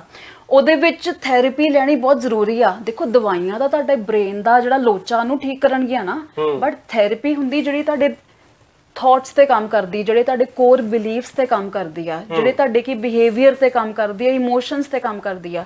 ਮੈਂ ਕਹਿੰਦੀ ਆ ਜੇ ਡਿਪਰੈਸ਼ਨ ਤੋਂ ਬਾਹਰ ਆਣਾ ਨਾ, ਐਂਜ਼ਾਈਟੀ ਤੋਂ ਬਾਹਰ ਆਣਾ, ਸਿਰਫ ਦਵਾਈਆਂ ਨਾਲ ਬਾਹਰ ਨਹੀਂ ਆ ਸਕਦੇ, ਤੁਹਾਨੂੰ ਥੈਰੇਪੀ ਲੈਣੀ ਪਊਗੀ। ਥੈਰੇਪੀ ਦਾ ਇੱਕ ਐਗਜ਼ਾਮਪਲ ਦਵਾਂ ਬਹੁਤ ਛੇਤੀ ਮੈਂ ਤੁਹਾਡੇ ਆਪਣੇ ਦੋਵਾਂ ਦੀ ਐਗਜ਼ਾਮਪਲ ਦਿੰਨੀ ਆ। ਤੋ ਤੁਸੀਂ ਫੋਨ ਕੀਤਾ ਕਿਸੇ ਫਰੈਂਡ ਨੂੰ ਹੁਸ ਨੇਮ ਇਜ਼ ਪਲਜਿੰਦਰ, ਹਨਾ, ਮੈਂ ਵੀ ਪਲਜਿੰਦਰ ਨੂੰ ਫੋਨ ਕੀਤਾ, ਪਲਜਿੰਦਰ ਨੇ ਸਾਡਾ ਫੋਨ ਨਹੀਂ ਚੱਕਿਆ। ਹੁਣ ਤੁਸੀਂ ਕਹੋਗੇ ਕਿ ਪਲਜਿੰਦਰ ਮੈਨੂੰ ਇਗਨੋਰ ਕਰ ਰਿਹਾ, ਤੇ ਮੈਂ ਕਹੂੰਗੀ ਕਿ ਯਾਰ ਪਲਜਿੰਦਰ ਬਿਜ਼ੀ ਹੋਊਗਾ ਤਾਂ ਨਹੀਂ ਫੋਨ ਚੱਕ ਰਿਹਾ। ਬਿਲਕੁਲ ਠੀਕ ਹੈ। ਫਿਰ ਤੁਸੀਂ ਪਤਾ ਪਲਜਿੰਦਰ ਬਾਰੇ ਕੀ ਕਹਿਣਾ, ਯਾਰ ਪਲਜਿੰਦਰ ਮੇਰੇ ਨਾਲ ਏਦਾਂ ਕਰ ਰਿਹਾ, ਇਹਦਾ ਮਤਲਬ ਮੈਂ ਵਰਥਲੈਸ ਆ, ਮੈਨੂੰ ਮਤਲਬ ਕੋਈ ਪਸੰਦ ਨਹੀਂ ਕਰਦਾ। ਫਿਰ ਤੁਸੀਂ ਸੋਸ਼ਲੀ ਵਿਦਡਰਾ ਹੋ ਜਾਣਾ, ਤੁਸੀਂ ਕਿਸੇ ਨਾਲ ਵੀ ਆਪਣਾ ਮੇਲ ਮਿਲਾਪ ਨਹੀਂ ਰੱਖਣਾ। ਮੈਂ ਔਨ ਦੀ ਅਦਰ ਹੈਂਡ ਪਲਜਿੰਦਰ ਨੂੰ ਟੈਕਸਟ ਕਰਨਾ, WhatsApp ਕਰਨਾ, ਮੈਨੂੰ ਪਤਾ ਤੂੰ ਬਿਜ਼ੀ ਆ, ਜਦੋਂ ਵੀ ਟਾਈਮ ਹੋਊਗਾ ਨਾ call me back, which is I am a normal person. Here you need to work on your thoughts. ਤੁਹਾਨੂੰ ਆਪਣੇ ਵਿਚਾਰਾਂ ਤੇ ਕੰਮ ਕਰਨਾ ਪੈਣਾ, ਤੁਹਾਨੂੰ ਆਪਣੇ ਬਹੁਤ ਜ਼ਿਆਦਾ ਸ਼ੱਕ ਕਰਨ ਲੱਗ ਜਾਣਾ, ਜਾਂ ਇਹ ਸੋਚਣਾ ਕਿ ਦੂਜਾ ਮੇਰੇ ਬਾਰੇ ਪਤਾ ਨਹੀਂ ਕੀ ਸੋਚ ਰਿਹਾ ਹੈ, ਜਾਂ ਜੇ ਦੋ ਬੰਦੇ ਗੱਲਾਂ ਕਰ ਰਹੇ ਆ ਤਾਂ ਇਹ ਲੱਗਣਾ ਕਿ ਸ਼ਾਇਦ ਇਹ ਮੇਰੇ ਬਾਰੇ ਗੱਲਾਂ ਕਰ ਰਹੇ ਆ। ਇਸ ਤਰ੍ਹਾਂ ਦੇ ਥਾਟਸ ਡਿਪਰੈਸ਼ਨ ਵਾਲੇ ਬੰਦਿਆਂ ਨੂੰ ਬਹੁਤ ਆਉਣ ਲੱਗ ਜਾਂਦੇ, ਐਂਜ਼ਾਈਟੀ ਵਾਲੇ ਬੰਦਿਆਂ ਨੂੰ ਵੀ ਆਉਣ ਲੱਗ ਪੈਂਦੇ ਨੇ, ਵਹਿਮ ਕਰਨ ਲੱਗ ਪੈਂਦੇ ਨੇ। ਉੱਥੇ ਜਿਹੜਾ ਥੈਰੇਪਿਸਟ ਹੁੰਦਾ ਵਾ ਉਹ ਤੁਹਾਡੇ ਥਾਟਸ ਤੇ ਕੰਮ ਕਰਦਾ, ਜਿਹੜੇ ਆਟੋਮੈਟਿਕ ਥਾਟਸ ਹੁੰਦੇ ਨੇ, ਕੋਰ ਬਿਲੀਫਸ ਹੁੰਦੇ ਨੇ। ਆਈ ਥਿੰਕ ਜਿਹੜਾ ਬੰਦਾ CBT ਲਊਗਾ ਬਹੁਤ ਹੱਦ ਤੱਕ ਡਿਪਰੈਸ਼ਨ ਨੂੰ ਡਿਫੀਟ ਕਰ ਦੂਗਾ। ਤੇ ਡਿਪਰੈਸ਼ਨ ਕਮਾਲ ਦੀ ਗੱਲ ਹੈ ਕਿ ਤੁਸੀਂ ਇੰਨੇ ਬੋਲਡਲੀ ਅੱਜ ਵੀ ਜਦੋਂ ਤੁਸੀਂ ਇਹਦੇ ਤੋਂ ਬਾਹਰ ਆ ਗਏ ਹੋ, ਤੁਸੀਂ ਗੱਲ ਕਰ ਰਹੇ ਹੋ, ਤੁਹਾਨੂੰ ਇਹ ਡਰ ਨਹੀਂ ਹੈ ਕਿ ਇਹ ਗੱਲਾਂ ਸੁਣ ਕੇ ਸ਼ਾਇਦ ਕੱਲ ਨੂੰ ਕੋਈ ਫਿਲਮ ਮਿਲੂਗੀ ਜਾਂ ਨਹੀਂ ਮਿਲੂਗੀ, ਸ਼ਾਇਦ ਕੋਈ ਡਾਇਰੈਕਟਰ ਕੰਮ ਦੇਣੋਂ ਨਾ ਮਨਾ ਕਰਦੇ, ਸ਼ਾਇਦ ਅੱਜ ਵੀ ਕੋਈ ਇਹ ਨਾ ਸੋਚੇ ਕਿ ਅੱਜ ਵੀ ਇਹ ਤੁਹਾਨੂੰ, ਜਿਵੇਂ ਤੁਸੀਂ ਕਿਹਾ ਕਿ ਸਾਈਕੋ ਹੈ, ਕੋਈ ਅੱਜ ਵੀ ਨਾ ਇਹ ਗੱਲ ਸੋਚੇ। ਬਹੁਤ ਸਾਰੇ ਲੋਕੀ ਸੋਚੋਗੇ ਦੈਟ ਉਹ ਜਿਹੜੇ ਚੈਨਲ ਦੀ ਮੈਂ ਗੱਲ ਕੀਤੀ ਹੈ, ਜਿਹੜੇ ਮੈਂ ਸ਼ੋਅ ਦੀ ਗੱਲ ਕੀਤੀ, ਉਹਨਾਂ ਨੇ ਤਾਂ ਸਾਰਿਆਂ ਨੂੰ ਕਹਿ ਵੀ ਦੇਣਾ ਕੁੜੀ ਨੂੰ ਬਾਇਕਾਟ ਕਰ ਦੋ। ਤੁਸੀਂ ਦੇਖਿਓ ਮੈਨੂੰ ਜੇ ਕੰਮ ਹੁਣ ਅੱਜ 50% ਮਿਲ ਰਿਹਾ ਨਾ, ਘਟ ਜਾਣਾ ਆਈ ਥਿੰਕ 20% ਹੋ ਜਾਣਾ। ਫਿਰ ਤੁਸੀਂ ਬੋਲਦੇ ਕਿਉਂ ਇਹਦੇ ਬਾਰੇ? ਮੈਂ ਬੋਲਦੀ ਇਸ ਲਈ ਪਈ ਹਾਂ ਬਿਕੋਜ਼ ਜੇ ਮੈਂ ਅੱਜ ਨਹੀਂ ਬੋਲੂੰਗੀ ਮੈਂ ਕਦੀ ਨਹੀਂ ਬੋਲ ਪਾਉਂਗੀ, ਤੇ ਮੇਰੀ ਇਹ ਚੀਜ਼ ਮੈਨੂੰ ਖਾ ਜਾਊਗੀ। ਕਿਉਂਕਿ ਆਈ ਥਿੰਕ ਜਿਹੜਾ ਫੀਅਰ ਹੁੰਦਾ ਨਾ, ਜੇ ਅਸੀਂ ਆਪਣੇ ਫੀਅਰ ਨੂੰ ਆਪਣੇ ਉੱਪਰ ਹਾਵੀ ਕਰ ਲੈਂਦੇ ਆ ਤਾਂ ਹੌਲੀ ਹੌਲੀ ਅਸੀਂ ਖਤਮ ਹੋ ਜਾਂਦੇ ਆ। ਇਨਸਾਨ ਉਦੋਂ ਨਹੀਂ ਮਰਦਾ ਜਦੋਂ ਇਨਸਾਨ ਸੁਈਸਾਈਡ ਕਰਦਾ, ਇਨਸਾਨ ਉਦੋਂ ਮਰਦਾ ਜਦੋਂ ਮੌਤ ਤੋਂ ਪਹਿਲਾਂ ਮਰ ਜਾਂਦਾ। ਤੇ ਮੈਂ ਮੌਤ ਤੋਂ ਪਹਿਲਾਂ ਨਹੀਂ ਮਰਨਾ ਚਾਹੁੰਦੀ, ਮੈਂ ਜੀਣਾ ਚਾਹੁੰਦੀ ਆ। I love my life, I love my parents, I love my dog, so I want to marry ਕੋਈ ਵਧੀਆ ਜਿਹੇ ਮੁੰਡੇ ਨਾਲ, ਬਟ ਉਹੀ ਮੁੰਡੇ ਨਾਲ ਵਿਆਹ ਕਰਾਉਂਗੀ ਜੋ ਮੈਂਟਲ ਹੈਲਥ ਬਾਰੇ ਅਵੇਅਰ ਆ, ਜਿਹਨੂੰ ਅਵੇਅਰਨੈਸ ਆ। ਬਾਕੀ ਮੈਨੂੰ ਇਦਾਂ ਦੇ ਲੋਕਾਂ ਨਾਲ ਕੰਮ ਹੀ ਨਹੀਂ ਕਰਨਾ, ਮੈਨੂੰ ਨੈਪੋਟਿਜ਼ਮ ਬੇਅਰਰ ਲੋਕਾਂ ਨਾਲ ਕੰਮ ਹੀ ਨਹੀਂ ਕਰਨਾ, ਮੈਨੂੰ ਇਦਾਂ ਦੇ ਰਿਐਲਿਟੀ ਸ਼ੋਅਸ 'ਚ ਜਾਣਾ ਹੀ ਨਹੀਂ ਆ। ਨਾ ਮੈਂ ਇਨਕਰੇਜ ਕਰਦੀ ਹਾਂ ਜਿੱਥੇ ਕੰਟੈਸਟੈਂਟਸ ਨੂੰ ਬੁਲੀ ਕਰਦੇ ਆ, ਉਹਨਾਂ ਦਾ ਮਜ਼ਾਕ ਉਡਾਉਂਦੇ ਆ, ਉਹਨਾਂ ਦੀ ਮੈਂਟਲ ਹੈਲਥ ਦਾ ਮਜ਼ਾਕ ਉਡਾਉਂਦੇ ਆ, ਤੇ ਗਲਤ ਮੈਸੇਜ ਦਿੰਦੇ ਆ। ਪ੍ਰੀਟੈਂਡ ਕਰਦੇ ਆ ਕਿ ਅਸੀਂ ਇਕੁਐਲਿਟੀ 'ਚ ਬਿਲੀਵ ਕਰਦੇ ਆ, ਪ੍ਰੀਟੈਂਡ ਕਰਦੇ ਆ ਕਿ ਅਸੀਂ ਬਹੁਤ ਜ਼ਿਆਦਾ ਫੈਮਿਨਿਜ਼ਮ 'ਚ ਬਿਲੀਵ ਕਰਦੇ ਆ, but on the other hand ਦੇ ਆ ਹਿਪੋਕ੍ਰਿਟਸ। ਹਿਪੋਕ੍ਰੇਸੀ 'ਚ ਬਿਲੀਵ ਕਰਦੇ ਆ, ਉਹ ਕੋਈ ਰਾਈਚਸਨੈਸ 'ਚ ਬਿਲੀਵ ਨਹੀਂ ਕਰਦੇ। ਮੇਰੇ ਨਾਲ ਹੋ ਚੁੱਕਾ ਦੇ ਆ ਪ੍ਰੀਟੈਂਸ਼ੀਅਸ ਪੀਪਲ, ਦਿਖਾਵੇ ਵਾਲੇ ਲੋਕ ਨੇ। ਸੱਚਾ ਬੰਦਾ ਪਤਾ ਕੌਣ ਹੁੰਦਾ? people like you who are asking me honest questions। ਆ ਇੰਟਰਵਿਊ ਨਾ ਜੇ ਇੱਕ ਬੰਦਾ ਵੀ ਸੁਧਰ ਗਿਆ ਨਾ, ਉਹ ਇੱਕ ਬੰਦਾ ਕਿਸੇ ਹੋਰ ਬੰਦੇ ਨੂੰ ਜ਼ਰੂਰ ਸੁਧਾਰੂਗਾ, ਤੇ ਐਡੀ ਸੁਸਾਇਟੀ ਚੇਂਜ ਹੋਊਗੀ ਸਿਰਫ ਇੱਕ ਬੰਦੇ ਨਾਲ। ਮੈਂ ਸਿਰਫ ਕੱਲੀ ਨਹੀਂ ਭਲਾ ਕਰ ਰਹੀ, ਤੁਸੀਂ ਵੀ ਮੇਰੇ ਨਾਲ ਸਾਰਿਆਂ ਦਾ ਭਲਾ ਕਰ ਰਹੇ ਹੋ, ਬਿਕਾਜ਼ ਇਨੀਸ਼ੀਏਟਿਵ ਤੁਸੀਂ ਲਿੱਤਾ ਇਹਦਾ। ਆਖਰੀ ਸਵਾਲ ਹੈ, ਪੋਸਤੀ ਕਿਵੇਂ ਮਿਲੀ, ਗੱਲਬਾਤ ਕਿਵੇਂ ਹੋਈ? ਕਿਉਂਕਿ ਇੰਨੇ ਖੂਬਸੂਰਤ ਇਨਸਾਨ ਦੇ ਨਾਲ ਕੰਮ ਕਰਨਾ, ਮੈਂ ਚਾਹੁੰਦਾ ਕਿ ਇਹਦੇ ਬਾਰੇ ਥੋੜਾ ਜਿਹਾ ਦੱਸੋ। ਆਈ ਥਿੰਕ ਸਿਮਰਨ ਮੈਂ ਇੰਨਾ ਕੁਝ ਬੋਲ ਦਿੱਤਾ, I should take a pause, ਕਿਉਂਕਿ ਜਿਹੜੀਆਂ ਕੁੜੀਆਂ ਦੇਖ ਰਹੀਆਂ, ਜਿਹੜੀਆਂ ਫਿਲਮਾਂ 'ਚ ਕੰਮ ਕਰਨਾ ਚਾਹੁੰਦੀਆਂ ਨੇ, ਜਿਹੜੀਆਂ ਕਿ ਬਾਲੀਵੁੱਡ 'ਚ ਕੰਮ ਕਰਨਾ ਚਾਹੁੰਦੀਆਂ ਨੇ, ਜਿਹੜੀਆਂ ਕਿ ਕਿਤੇ ਵੀ ਐਕਟਿੰਗ ਫੀਲਡ 'ਚ ਜਾਣਾ ਚਾਹੁੰਦੀਆਂ, ਮਿਊਜ਼ਿਕ 'ਚ, anywhere you know creative field ਵਿੱਚ, know that they are both good people, know there are both good and bad, monster ਵੀ ਨੇ, angels ਵੀ ਨੇ, ਫਰਿਸ਼ਤੇ ਵੀ ਨੇ। ਕਦੀ ਕਦੀ ਲੱਕ ਫੈਕਟਰ ਬਹੁਤ ਜ਼ਿਆਦਾ ਤੁਹਾਡੀ ਲਾਈਫ ਨੂੰ ਡਿਫਾਈਨ ਕਰਦਾ, but don't give up, you know, ਹਿੰਮਤ ਕਰਦੇ ਰਹੋ। ਕਹਿੰਦੇ ਆ ਨਾ, ਹਾਲਾਤਾਂ ਨਾਲ ਲੜਨ ਵਾਲੇ ਉਜੜਨ ਤੋਂ ਬਾਅਦ ਵੀ ਜੀਣ ਦਾ ਰਸਤਾ ਲੱਭ ਹੀ ਲੈਂਦੇ ਨੇ। ਮੇਰੇ ਵੀ ਹਾਲਾਤ ਇਹੋ ਜਿਹੇ ਹੋਏ ਸੀ, ਮੈਂ ਵੀ ਉਜੜ ਗਈ ਸੀ, ਬਟ ਮੈਨੂੰ ਫਰਿਸ਼ਤੇ ਮਿਲੇ, ਮੁਕੇਸ਼ ਛਾਬੜਾ ਜੀ ਮਿਲੇ, ਮੈਨੂੰ ਰਾਣਾ ਰਣਬੀਰ ਜੀ ਮਿਲੇ, ਮੈਨੂੰ ਗਿੱਪੀ ਗਰੇਵਾਲ ਜੀ ਮਿਲੇ। ਉਦੋਂ ਤਾਂ ਮੈਨੂੰ ਉਹਨਾਂ ਰੀਅਲ ਲਾਈਫ 'ਚ ਨਹੀਂ ਮਿਲੀ, ਬਟ ਉਹਨਾਂ ਦਾ ਪ੍ਰੋਡਕਸ਼ਨ ਹਾਊਸ ਆ ਜਿਨ੍ਹਾਂ ਨੇ ਮੈਨੂੰ ਨਹੀਂ, ਬਹੁਤ ਸਾਰੇ ਨਿਊ ਕਮਰਸ ਨੂੰ। ਅੱਛਾ, ਤੁਹਾਡੀ ਮੁਲਾਕਾਤ ਨਹੀਂ ਹੋਈ? ਮੇਰੀ ਮੁਲਾਕਾਤ ਨਹੀਂ ਹੋਈ, ਬਟ ਉਹਨਾਂ ਦੀ ਫਿਲਮ ਬਹੁਤ ਸਾਰੇ ਨਿਊ ਕਮਰਸ ਨੂੰ ਅੱਗੇ ਲੈ ਕੇ ਆ ਰਹੀ ਆ, without compromise, without any deal, all on the basis of talent. ਕਈ ਬੜੇ ਚੰਗੇ ਲੋਕ ਨੇ ਜਿਹੜੇ ਸਿਰਫ ਟੈਲੈਂਟ ਦੇਖਦੇ ਆ ਤੇ ਕਈ ਇਹੋ ਜਿਹੇ ਲੋਕ ਆ ਜਿਹੜੇ ਸਿਰਫ ਤੁਹਾਡਾ ਸਰੀਰ ਦੇਖਦੇ ਆ। ਫਰਕ ਕਰਨਾ ਆਉਣਾ ਚਾਹੀਦਾ, ਇਨਸਾਨ ਨੂੰ ਪਰਖਣਾ ਚਾਹੀਦਾ। ਜੇ ਨਹੀਂ ਕੰਮ ਮਿਲ ਰਿਹਾ, ਜੇ ਇਹੋ ਜਿਹਾ ਆਫਰ ਐਕਸੈਪਟ ਕਰਕੇ ਤੁਹਾਨੂੰ ਕੰਮ ਕਰਨਾ ਪਊਗਾ, ਦੈਨ ਆਈ ਥਿੰਕ ਆਪਣੀ ਆਤਮਾ ਨੂੰ ਵੇਚ ਕੇ, ਹਨਾ, ਆਪਣੇ ਪਰਮਾਤਮਾ ਨੂੰ ਵੇਚ ਕੇ ਜੇ ਤੁਸੀਂ ਇਹੋ ਜਿਹਾ ਕੰਮ ਕਰੋਗੇ ਤਾਂ ਕਿੰਨਾ ਟਾਈਮ ਟਿਕ ਲਓਗੇ। ਰਮਨ ਨੂੰ ਕੋਈ ਰਿਗਰੈਟ ਨਹੀਂ ਜਦੋਂ ਇਹੋ ਜਿਹਾ ਮੌਕਾ ਬੰਬੇ ਚ ਉਹਦੇ ਕੋਲੇ ਆਇਆ ਹੋਣਾ ਤੇ ਲੱਤ ਮਾਰੀ ਹੋਣੀ ਹੈ? ਬਹੁਤ ਲੱਤਾਂ ਮਾਰੀਆਂ, ਬਹੁਤ ਲੱਤਾਂ ਮਾਰੀਆਂ। ਆਈ ਮੀਨ ਮੇਰੇ ਸਾਹਮਣੇ ਕੋਈ ਵੀ ਬੈਠਾ ਹੁੰਦਾ ਸੀ, ਮੈਂ ਇਹਨਾਂ ਨੂੰ ਸਿੱਧਾ ਹੱਥ ਜੋੜ ਕੇ ਸਤਿ ਸ਼੍ਰੀ ਅਕਾਲ ਕਰਤੀ, ਕੁਛ ਨਹੀਂ ਕਿਹਾ, ਕੋਈ ਤੂੰ ਮੈਂ ਨਹੀਂ ਕੀਤੀ, ਕੋਈ ਗਾਲ ਨਹੀਂ ਕੱਢੀ, ਬਸ ਥੈਂਕ ਯੂ। ਬਹੁਤ ਮੁਸ਼ਕਿਲ ਸ਼ੁਕਰੀਆ, ਹੁੰਦਾ। ਤੁਸੀਂ ਇੰਨੇ ਬਲੰਟਲੀ ਇੰਨੇ ਬੋਲਡ ਤਰੀਕੇ ਦੇ ਨਾਲ ਅੱਗੇ ਆਏ ਹੋ।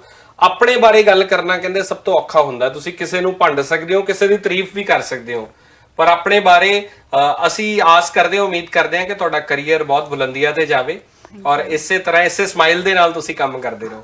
Thank you so much. ਮੈਂ ਲਾਸਟ ਵਿੱਚ ਇਹੀ ਕਹਿਣਾ ਚਾਹੁੰਦੀ ਹਾਂ about mental health. Mental health ਦੀ ਟ੍ਰੀਟਮੈਂਟ ਅਵੇਲੇਬਲ ਆ। ਸਿਰਫ 3 ਚੀਜ਼ਾਂ ਚਾਹੀਦੀਆਂ ਨੇ, a good doctor, a good therapist and a good social support, ਜਿਹੜਾ ਤੁਹਾਡੇ ਪੇਰੈਂਟਸ ਵੀ ਦੇ ਸਕਦੇ ਨੇ, ਤੁਹਾਡੇ ਫਰੈਂਡਸ ਵੀ ਦੇ ਸਕਦੇ ਨੇ। ਕੋਈ ਵੀ ਤੁਹਾਡਾ ਇੱਕ ਸੋਸ਼ਲ ਸਪੋਰਟ ਜ਼ਰੂਰ ਹੋਵੇ।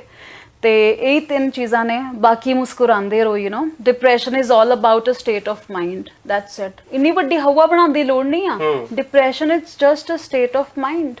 ਜਿਵੇਂ ਬੀਪੀ ਆ, ਜਿਵੇਂ ਡਾਇਬੀਟੀਜ਼ ਆ, ਜਿਵੇਂ ਕੈਂਸਰ ਆ, ਦੀ ਡਿਪਰੈਸ਼ਨ ਆ, ਸਾਰੇ ਟ੍ਰੀਟੇਬਲ ਆ। ਸਾਰਿਆਂ ਨੂੰ ਉਨੀ ਰਿਸਪੈਕਟ ਕਰੋ। ਜਿਹਨੂੰ ਕੈਂਸਰ ਹੁੰਦਾ ਨੂੰ ਆਪਾਂ ਕਿਵੇਂ ਕਹਿੰਦੇ ਆ, ਯਾਰ ਯੂ ਆਰ ਸੋ ਕਰੇਜੀਅਸ, ਤੂੰ ਕਿੰਨਾ ਤਾਕਤਵਰ ਆ, ਤੂੰ ਕਿੰਨਾ ਹੌਸਲੇ ਵਾਲਾ। ਬਟ ਕੋਈ ਡਿਪਰੈਸ਼ਨ ਵਾਲਾ ਹੁੰਦਾ ਉਹਨੂੰ ਕਹਿੰਦੇ ਆ ਤੂੰ ਤਾਂ ਬੁਜ਼ਦਿਲ ਆ, ਤੂੰ ਤਾਂ ਡਰਪੋਕ ਆ, ਪਾਗਲ ਹੈ। ਬਹੁਤਿਆਂ ਨੂੰ ਪਾਗਲ ਕਹਿ ਦਿੱਤਾ ਜਾਂਦਾ, ਤੂੰ ਤਾਂ ਪਾਗਲ ਆ, ਆ ਤਾਂ ਤੇਰਾ ਕਸੂਰ ਆ, ਇਹ ਪਾਪ ਆ, ਤੇ ਤੇਰਾ ਮਨ ਦਾ ਫਿਤੂਰ ਆ। ਕਹਿੰਦੇ ਡਿਪਰੈਸ਼ਨ ਦਾ ਕੋਈ ਡਿਪਰੈਸ਼ਨ ਨੂੰ ਮੋਸਟਲੀ ਕਿਹਾ ਜਾਂਦਾ ਕਿ ਇੱਕ ਚੋਇਸ ਆ। ਇਹ ਚੋਇਸ ਨਹੀਂ ਆ, it's N illness, it needs help. ਬਹੁਤ ਖਿੱਚਦੇ ਆ ਲੋਕ, ਪਿਆਰ ਨਾਲ ਗੱਲ ਨਹੀਂ ਕਰਦੇ। ਕਈ ਵਾਰ ਪਰਿਵਾਰ ਦੇ ਲੋਕ ਵੀ ਖਿੱਚਣਾ ਸ਼ੁਰੂ ਕਰ ਦਿੰਦੇ ਆ। Charity begins at home, right? ਤੁਹਾਨੂੰ ਘਰੋਂ ਹੀ ਕਰਨਾ ਪੈਣਾ ਚੇਂਜ, ਆਪਣੇ ਘਰੋਂ, ਬਾਹਰੋਂ ਨਹੀਂ। Charity begins at home. ਜਦੋਂ ਆਪਾਂ ਬੈਠੇ ਹੋਏ ਆ ਏਦਾਂ ਘਰ 'ਚ ਪੇਰੈਂਟਸ ਨੂੰ ਬੈਠਣਾ ਪੈਣਾ ਆਪਣੇ ਚਿਲਡਰਨ ਦੇ ਨਾਲ, and they have to start talking about it.